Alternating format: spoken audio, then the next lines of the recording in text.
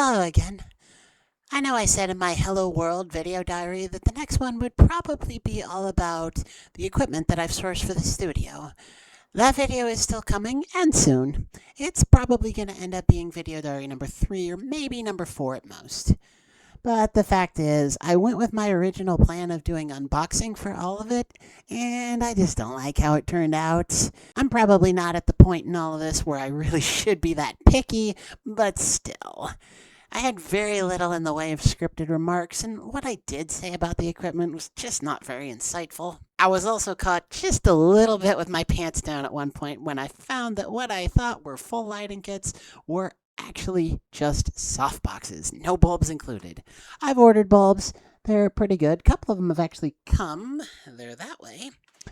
But I'm not going to unbox them on camera. I am going to write all about them and then tell you about that. Truly believe that I have something really special here. The film is titled Reboot. There's one of those goofy little colons right in the middle of it. I'm not married to the title. We'll see where that goes. Reboot is a time loop story, and it indulges in a few tropes inherent to the genre. But I'm not convinced that's a bad or problematic thing.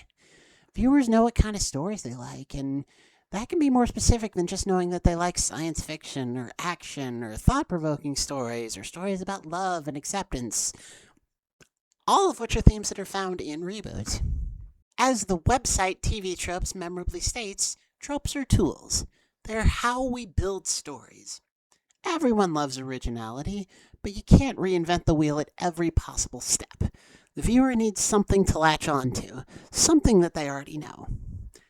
Think of the most wildly non-conforming film you know. Do you know it? Do you have it in mind? Take a second if you need to. Doesn't it kinda include elements that you already knew? I'm sure it does. But additionally, I think that Reboot uses those familiar tropes to send the story in places that I really hope you won't expect. The protagonist is Corey, an 18-year-old slacker. At the beginning of the film, he wakes up in his bed and sleepwalks through his morning, all but literally a zombie.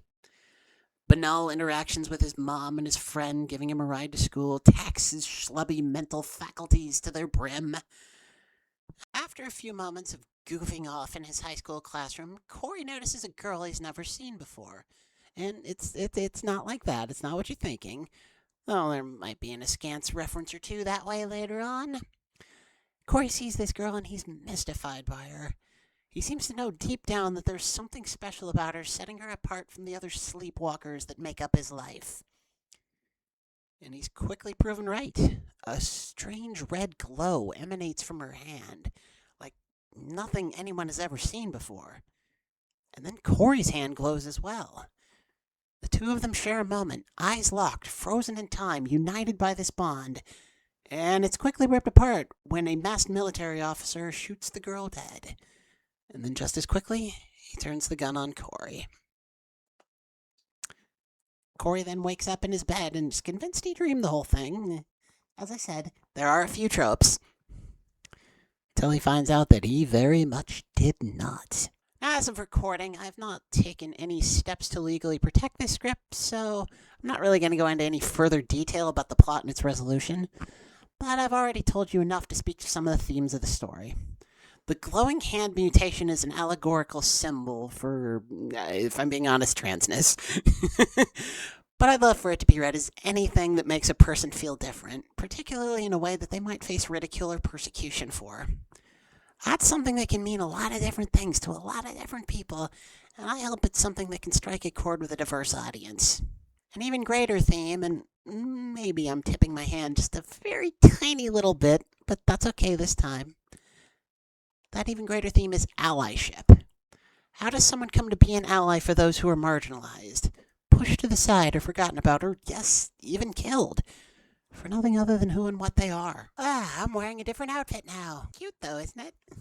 Anyway, there's something I wanted to add that was never in my original script for reasons that will quickly become obvious. I'm recording this in late January 2026.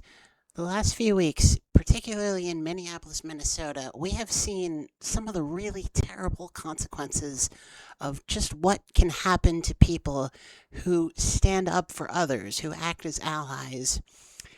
And I think that gives Reboot some additional resonance that it might not have had a month ago. Those terrible events had not yet happened when I initially wrote the script for that video, which is why I did not include it in the initial recording. But I think it's important to mention that those terrible events are part of all of our knowledge now, and it's something that I think a story like Reboot will continue to call to mind, because even if history forgets the names Keith Porter, Renee Good, and Alex Preddy, history will remember those terrible events. Those events make the theme of allyship all the more resonant, all the more meaningful. We all need people to help us sometimes, even if it's not a life and death situation like it has been in Minnesota over the last few weeks. So, like I said, story is universal and can be read about any number of things. But these terrible events that will be part of all of us forever might make it mean just a little bit more. Now back to Ellie in the other shirt. There's lesser included little Russian nesting dolls of themes, like finding one's own way in life and unlearning the harmful things that society may have taught you. I really think that this story is a knockout. I'm also going to write it as a feature. I think it works both ways. And it's this status as a knockout that's why this is the foot I'm putting forward first. Because it's going to be a challenging production. If you had asked me 6 months ago, or maybe even 1 month ago, what film I wanted to start with, I'd have mentioned a different script called Last Call. I still like that script, and I still think there's something there, and it would be a much simpler first production. The meat of it is one telephone call. But the themes and storyline just aren't as strong, at least not in how I currently have it formulated. I'll keep at it, and you'll certainly hear more about Last Call in a future video diary, but it's just not what I want to do first. Reboot is. I'd love for you to get in touch with me to learn more. I have not made it difficult. Contact information will be in the video description, and if you're watching this on jademonkeyfilms.com, there's a contact form on the main page. Once I've legally protected the script, I'll probably post passages or maybe even the whole damn thing on the website. I want people to hear this story, and I want people's help getting me to tell this story. That's what the next 2 video diaries will be about. The people I need with me on this journey, and all the fun toys I have for them to play with. Hopefully look for a quicker turnaround on those 2 than from Hello World to this one. Thank you, and I hope you have a wonderful rest of your day.